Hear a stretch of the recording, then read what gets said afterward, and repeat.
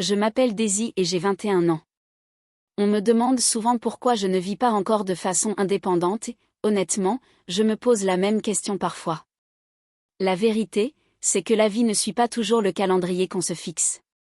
Je suis graphiste et je travaille en freelance. Je me constitue un portfolio qui, je l'espère, donnera un nouveau souffle à ma carrière. Je passe la plupart de mes journées à dessiner des concepts, à peaufiner des maquettes et à jongler avec plusieurs clients, tout en essayant de garder un semblant d'équilibre. Mon enfance n'a pas été simple. Mes parents ont divorcé quand j'avais 15 ans et les années qui ont suivi ont été marquées par l'instabilité et les déménagements constants. Changement d'école, changement de maison, amitiés éphémères. J'étais toujours la nouvelle, toujours à la recherche de ma place. À 18 ans, je me suis promis que les choses seraient différentes. Je me construirais une vie stable et bâtirais quelque chose de solide et permanent. Puis survint un événement qui changea tout. Mon père accepta un poste à l'étranger il y a environ 6 mois et la carrière de ma mère prit un tournant inattendu qui l'obligea à déménager dans un autre état pour une opportunité cruciale. Je me suis retrouvée face à une décision étonnamment simple malgré ses complications. Mon oncle Léon, le frère aîné de mon père, m'offrit une place chez lui à la périphérie de Riverside le temps de terminer mes cours de design et de me constituer une clientèle. Il vivait là avec sa femme Catherine et il venait de finir la rénovation de leur maison qui en avait fait un lieu digne d'un magazine. J'ai accepté l'offre rapidement, peut-être trop rapidement. Je me disais que c'était temporaire, juste une étape, le temps de reprendre mes marques. Mais le temporaire a cette fâcheuse tendance à devenir permanent quand on cesse de lutter. Léon a toujours été différent de l'oncle typique. En grandissant, il était celui qui m'écoutait vraiment, qui semblait sincèrement s'intéresser à ma vie et à mes aspirations. Quand j'étais plus jeune, il m'a appris à réparer les choses, à résoudre les problèmes, qu'ils soient concrets ou abstraits.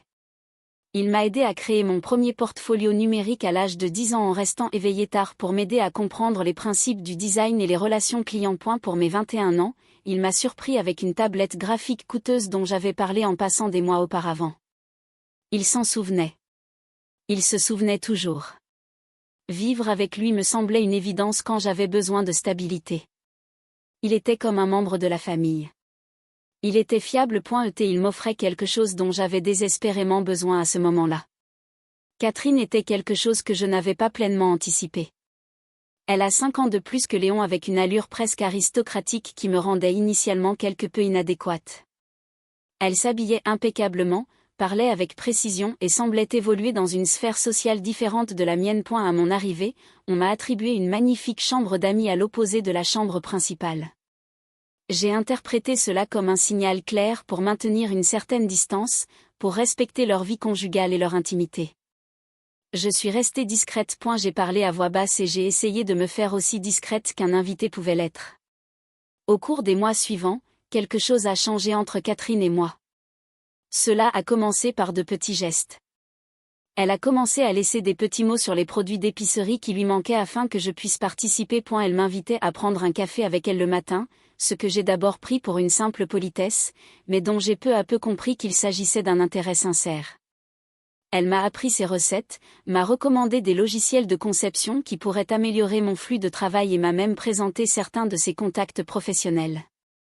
Notre relation, d'abord distante, est devenue presque authentique. L'amitié, la froideur initiale s'est dissipée en chaleur et la maison a commencé à me paraître moins comme une intrusion et plus comme un lieu où j'avais ma place. Mais la véritable complicité que j'ai développée, c'est avec Léon. Chaque soir après le dîner, lorsque Catherine était souvent absorbée par ses propres projets ou la lecture, Léon et moi nous retrouvions ensemble dans le salon. Nous parlions du travail, des défis que je relevais en matière de design, de sa carrière d'ingénieur en architecture. Parfois, nous restions simplement assis dans un silence confortable tandis qu'une musique douce jouait en fond sonore. Il avait cette façon de faire en sorte que vos pensées et opinions comptent vraiment pour lui. Et elle ne m'a jamais donné l'impression de lui prendre son temps. Je ne pouvais pas dire exactement quand cela a commencé. Il y a eu un changement subtil mais indéniable dans la nature de nos interactions. La façon dont il me regardait quand il pensait que je ne faisais pas attention. Son rire semblait s'attarder plus longtemps, créant des échos dans la pièce même après que l'instant soit passé. Lorsque nous prenions tous les deux quelque chose sur la table simultanément, sa main effleurait la mienne et aucun de nous ne la retirait immédiatement. Ces moments s'accumulaient, construisant quelque chose que je ne pouvais pas nommer mais que je ne pouvais pas ignorer. Je me suis surprise à me demander si lui aussi le ressentait. Cette étrange tension électrique qui semblait s'intensifier chaque jour. J'essayais de me convaincre que j'imaginais des choses, que je projetais des choses sur des gestes innocents à cause d'un besoin émotionnel que je n'avais pas encore complètement résolu. Mais plus j'essayais de l'ignorer, plus cela devenait indéniable. Quand nous étions seuls ensemble, l'air était plus lourd, chargé d'un non-dit qui semblait nous rapprocher. C'est compliqué. Je sais que c'est mon oncle. La relation est compliquée par le sang, par la structure familiale, par tout ce que la société dit rendre cela impossible. Et pourtant, l'impossibilité ne semble pas empêcher le cœur de désirer ce qu'il désire. J'ai essayé de garder mes distances, d'être plus prudente. Je partais plus tôt le soir. Je passais plus de temps dans ma chambre. Je m'occupais de tâches qui pouvaient facilement être faites n'importe où dans la maison. Mais l'évitement ne faisait qu'aiguiser la conscience que j'essayais d'atténuer. Chaque interaction devenait plus intense. Chaque contact fortuit me laissait à bout de souffle et confuse. Ce soir-là avait commencé comme tant d'autres. Catherine avait mentionné plus tôt dans la journée qu'elle assistait à une conférence hors de la ville et qu'elle passerait la nuit chez des collègues de son entreprise. Rien d'inhabituel, quelque chose qui arrivait peut-être 1 ou 2 fois par mois. Léon avait dit qu'il était fatigué et qu'il comptait se coucher tôt. J'ai décidé de travailler sur des concepts de design dans ma chambre, des projets qui exigeaient de la concentration et de la créativité. J'étais plongée dans mon travail. Mon esprit était complètement absorbé par les palettes de couleurs et les structures d'agencement quand je l'ai entendu. Des pas dans le couloir devant ma chambre, lents et délibérés. Je me suis arrêtée à l'écoute, le cœur battant la chamade sans raison apparente. J'ai entendu la porte de sa chambre s'ouvrir. Le léger grincement des gonds. Pendant plusieurs minutes, j'ai essayé de me reconcentrer sur mon travail, mais cette intrusion sonore a brisé ma concentration. Le sentiment que peut-être ce lien qui s'était tissé entre nous était réel et légitime, malgré tout ce qui disait le contraire. Lorsqu'il s'écarta enfin légèrement, son front se posa doucement contre le mien. Nous respirions tous deux bruyamment et je sentais ma respiration se mêler à la sienne. Mon cœur battait si fort que je me demandais s'il pouvait le sentir à travers l'espace qui nous séparait. Léon murmura mon nom et sa voix était chargée d'émotion et de conflit. On ne devrait pas faire ça, dit-il, la voix tremblante, comme s'il menait un combat contre sa propre raison et son propre désir. Je pouvais entendre la lutte dans ses mots, la guerre entre ce qu'il voulait et ce qu'il croyait être juste. Je n'étais pas sûre d'être d'accord ou non. Quelque chose en moi voulait argumenter que certaines règles étaient faites pour être transgressées, qu'une telle intensité chez quelqu'un ne devait pas être ignorée simplement à cause d'un lien familial. J'ai tendu la main et saisi la sienne, nos doigts s'entremêlant dans un geste qui semblait être une recherche de réconfort mutuel au milieu du chaos. Il ne s'est pas retiré. À au contraire, il a serré ma main fort, sa poigne suggérant qu'il avait peur de la lâcher. Tout allait s'effondrer autour de nous. Nous nous sommes regardés en silence pendant ce qui nous a paru une éternité. Un silence qui contenait tous les mots que nous ne pouvions articuler, tout ce que nous ne savions pas exprimer. Le poids de ce qui s'était passé entre nous planait dans l'air comme une question qui exigeait une réponse. Devions-nous continuer ? La question non dite flottait entre nous dans ce silence chargé. Ma main a bougé d'elle-même, effleurant sa nuque, l'attirant plus près de moi. Cette fois, aucune hésitation, aucune peur, aucune voix pour me dire d'arrêter ou de m'éloigner. Quelles que soient les barrières qui existaient auparavant, elles s'étaient effondrées. Et la distance entre nous s'est évaporée, remplacée par ce qui était inévitable, terrifiant et nécessaire à la fois.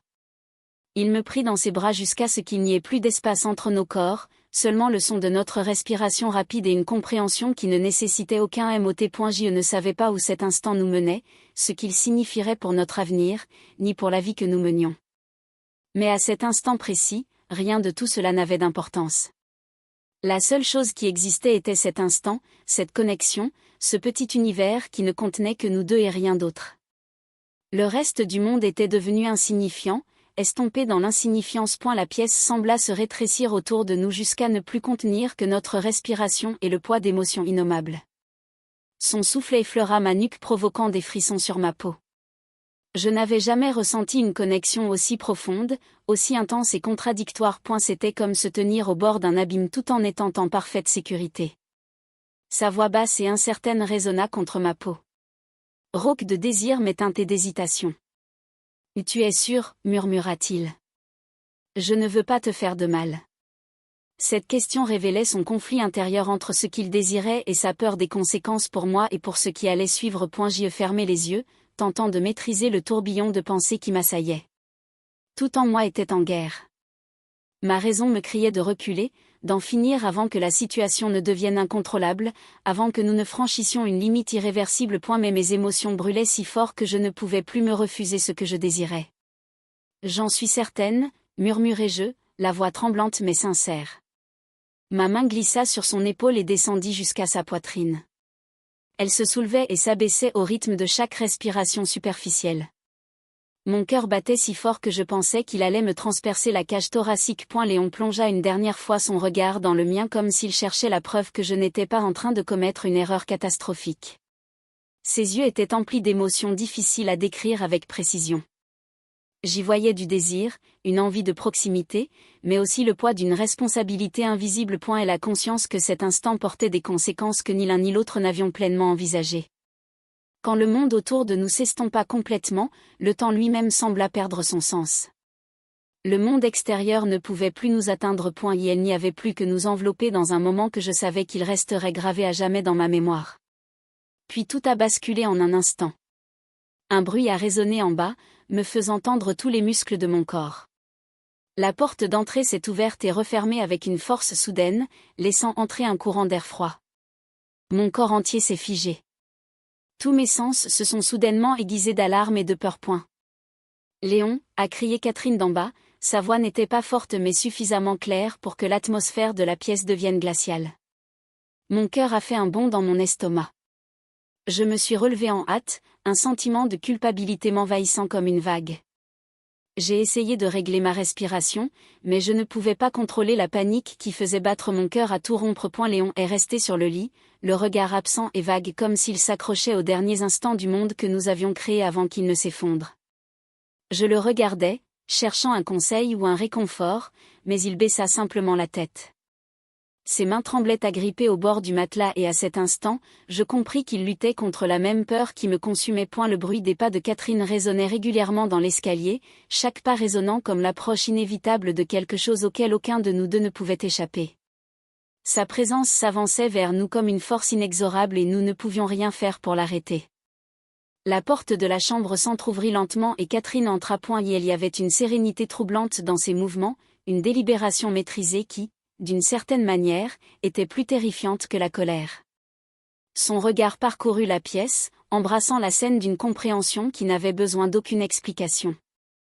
Le désordre des draps, ma présence, l'atmosphère absolument imprégnée de ce qui s'était produit quelques instants auparavant. Elle absorba tout d'un seul regard et à cet instant tout fut révélé sans qu'un seul mot ne soit prononcé. La voix de Catherine lorsqu'elle prit enfin la parole était douce mais lourde d'une douleur qui tranchait bien plus profondément que la colère n'aurait pu l'atteindre. « Et Daisy, dit-elle simplement. Que se passe-t-il exactement ? Le mot resta coincé dans ma gorge. J'y voulais expliquer, fournir une sorte de justification ou un contexte qui rendrait cette situation d'une manière ou d'une autre compréhensible. Mais par où ? Comment commencer ? Je baissai les yeux, honteuse, les mains crispées. Léon resta immobile, sa main levant pour se frotter la nuque. Un geste que j'avais appris à reconnaître qui traduisait son profond malaise et son incertitude. Catherine le regarda droit dans les yeux, scrutant son visage à la recherche d'une réponse qu'il ne pouvait absolument pas donner. Lorsqu'elle reprit la parole, elle s'adressa à moi d'un ton dénué de reproche, mais empreint d'une lourdeur qui me rendait coupable d'une façon que la colère n'aurait jamais pu. Je m'étais préparé à la rage, aux tempêtes d'accusation et de condamnation. Mon esprit était en proie à des impulsions contradictoires. Devais-je aller voir ? Devais-je laisser les choses en l'état ? Y avait-il une raison d'aller dans sa chambre ou cherchais-je simplement un prétexte pour être près de lui ? Curiosité d'un côté, désir de l'autre, toute résistance intérieure que j'avais érigée a fini par s'effondrer. Je me suis discrètement glissé jusqu'à sa chambre avec précaution pour ne faire aucun bruit. Lorsque j'ai poussé doucement sa porte, je l'ai trouvé dans son lit, son corps baigné par le clair de lune qui filtrait à travers la fenêtre. Son breding relâché, son expression paisible dans son sommeil. Le clair de lune soulignait les angles de son visage, la ligne de sa mâchoire, créant des ombres qui le rendaient à la fois vulnérable et fort. Je suis resté planté sur le seuil, incapable de bouger, à peine capable de respirer, le cœur battant la chamade.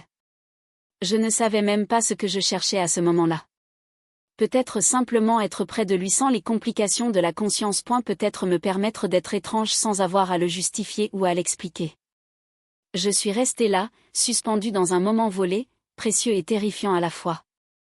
Je ne sais pas combien de temps je suis resté là, mais j'ai dû finir par déplacer mon poids ou me rapprocher car mon pied a heurté le bord d'une petite sculpture sur l'étagère à côté de son lit. Elle a basculé en avant et s'est écrasée au sol avec un bruit distinct qui a résonné dans le silence de la pièce. Léon a remué presque aussitôt, ses yeux s'ouvrant en papillonnant. Pendant un instant, la confusion se lisait sur son visage, puis son regard s'est posé sur moi et s'est aiguisé sous la compréhension. Il resta silencieux un instant, rassemblant ses pensées. Puis un léger rire s'échappa de lui, un rire endormi et confus qui laissait entendre qu'il n'était pas tout à fait certain de ce qu'il voyait. Daisy, dit-il d'une voix rauque de sommeil. Que fais-tu ici, se demanda-t-il. J'étais debout sur le seuil de sa chambre au milieu de la nuit. Je n'avais aucune explication raisonnable à lui donner.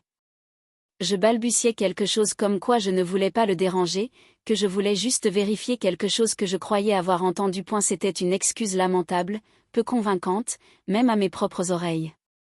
Léon se redressa lentement, ferma les yeux, prenant un instant pour se réveiller complètement. Lorsqu'il me regarda à nouveau, il y avait quelque chose de différent dans son expression. La confusion s'était dissipée, remplacée par un regard d'une telle tendresse qu'il me fit fléchir les genoux. Et elle me fit signe de m'approcher, sa voix conservant cette même douceur habituelle, mais avec une nuance nouvelle, quelque chose de plus profond et de plus intentionnel. « Tout va bien, dit-il doucement. Tu peux venir me parler si tu en as besoin. Quoi qu'il se passe, quoi que tu aies besoin, je suis là. » J'acquiesçai. Mais intérieurement, je tremblais. J'avais l'impression d'être au bord de quelque chose de profond et d'irréversible. Ma respiration était devenue superficielle et rapide et j'étais intensément consciente de chaque sensation, la chaleur de sa présence, l'odeur familière de lui endormi, le poids de tout ce qui n'avait pas été dit, planant entre nous dans l'obscurité. J'avais juste besoin de parler à quelqu'un, ai-je chuchoté à peine audible, même dans le silence de la pièce. C'était en partie vrai, même si cela ne rendait pas compte de toute la complexité de ce que je ressentais. Le sourire de Léon s'effaça et une sorte de compréhension traversa son visage. Il me tendit la main et me dit simplement de venir m'asseoir avec lui. Sa voix portait une invitation qui semblait demander bien plus qu'une simple conversation. J'hésitai un instant avant de m'approcher de lui. Et la pièce sembla se contracter autour de nous tandis que je m'asseyais au bord de son lit et la tension qui s'était accumulée entre nous depuis des semaines s'intensifia soudain jusqu'à devenir presque tangible. Je pouvais sentir la chaleur qui émanait de son corps.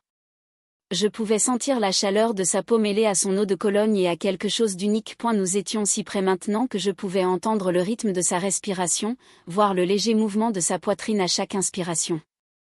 Mon cœur battait si fort que j'étais certaine qu'il pouvait l'entendre.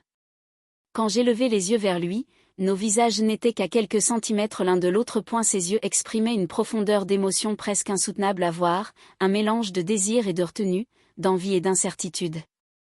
Il y avait une question dans son regard, une demande silencieuse de permission ou de compréhension.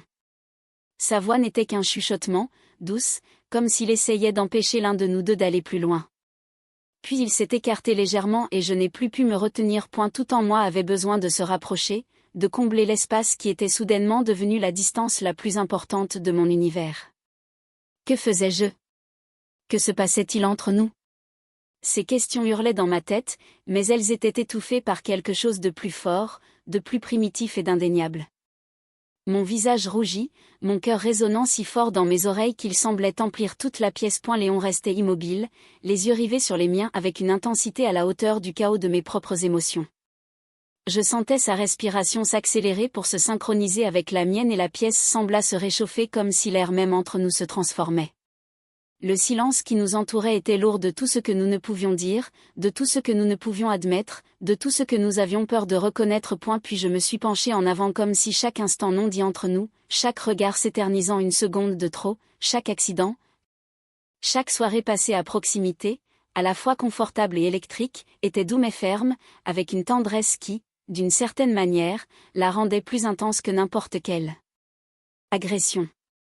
Une partie de moi criait que c'était mal, que je devais m'enfuir, que ceci était impossible. Mais mon corps refusait d'écouter la raison. J'avais besoin de ce contact. J'en avais une envie irrésistible. Ses lèvres levèrent les yeux pour me lasser le visage, ses doigts chauds traçant la ligne de ma pommette, de ma mâchoire avec une douceur qui contrastait fortement avec l'urgence qui m'habitait. Son autre main se posa légèrement sur mon dos. Lorsque ses doigts effleurèrent ma colonne vertébrale, une sensation électrique me parcourut, réveillant chaque nerf et me rendant plus vivante que jamais. Cette simple étincelle embrasa mon être, submergeant pensée rationnelle, forme de retenue. Le monde autour de nous sembla s'estomper. Il n'y avait plus d'univers extérieur, plus de conséquences, plus de complexité familiale ni d'obligation. Il n'y avait que nous pris au piège dans une situation que ni l'un ni l'autre n'avions anticipée, mais à laquelle nous semblions tous deux impuissants. Mon esprit était submergé d'émotions contradictoires, de la confusion car cela ne devrait pas se produire, de la culpabilité car cela violait tant de règles tacites, mais aussi une étrange sorte d'espoir. Au lieu de cela, je me retrouvais face à un silence si profond qu'il ressemblait à un abîme. L'expression de Catherine était triste plutôt que furieuse, comme si ce moment était douloureux, précisément parce qu'il confirmait quelque chose qu'elle avait peut-être soupçonné ou craint depuis un certain temps. Je sais que les choses ne sont pas aussi simples qu'il n'y paraît, poursuivit-elle, son regard s'adoucissant légèrement. Mais il y a des aspects de cette situation que vous ne comprenez pas encore pleinement. Je la regardais perplexe, essayant de comprendre ce qu'elle voulait dire. Elle n'insista pas pour obtenir des explications ou des détails. A eu lieu de cela, elle se contenta de nous regarder tous les deux avec des yeux emplis à la fois de calme et d'une profonde tristesse, comme si elle s'était préparée à ce moment précis depuis un temps considérable. Léon resta silencieux durant tout cet échange, les yeux emplis d'un regret et d'une confusion qu'il ne parvenait pas à exprimer. Un silence pesant régnait dans la pièce sous le poids de tout ce qui avait été révélé. Mais d'une certaine manière, malgré la nature catastrophique de l'instant, Catherine ne nous abandonnait pas. Au contraire, elle nous accordait comme une sorte de permission. J'ai jeté un coup d'œil à Léon. Son visage exprimait un mélange complexe de remords, de confusion et d'émotions impossibles à catégoriser ou à décrire. Il évitait mon regard, ses mains s'agitant nerveusement. J'ai compris qu'il portait le poids de cette relation compliquée, une relation que ni l'un ni l'autre n'avions planifiée ou recherchée intentionnellement. Mais en repensant à tout ce qui s'était passé, j'ai réalisé que rien n'avait été délibéré de notre part. Tout s'était produit hors de notre contrôle conscient, sous l'effet des émotions et des liens qui s'étaient tissés naturellement au fil du temps.